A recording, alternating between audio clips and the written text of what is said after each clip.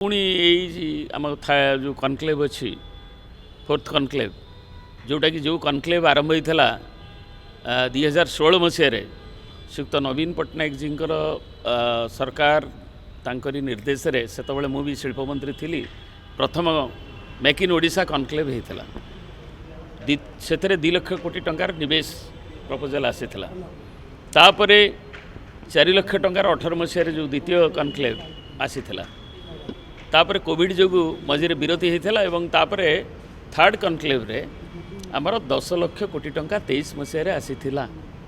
एवं third conclave रे जो प्रपोजल आसीथिला सी हूँ भारत वर्ष को सेतबेलर से वर्षर सबुठारु बेसी एफडीआई इन्वेस्टमेंट एवं एबे चतुर्थ कनक्लेव हो मेक इन ओडिशा टाकू कनक्लेव टाकू से ना बदल देइछन्ते एवं ताकू करा जाइछि उत्कर्ष ओडिशा एवं ताकू माननीय प्रधानमंत्री आज उद्घाटन कर 2 दिन सम्मेलन में देखा जिते निवेशक मुख्यमंत्री भी कहते 5 लाख कोटी रु अधिक पक्का निवेश आसब तेणु ताकू देखा 2 दिन पर कौन एमओयू हो सेक्टर में होची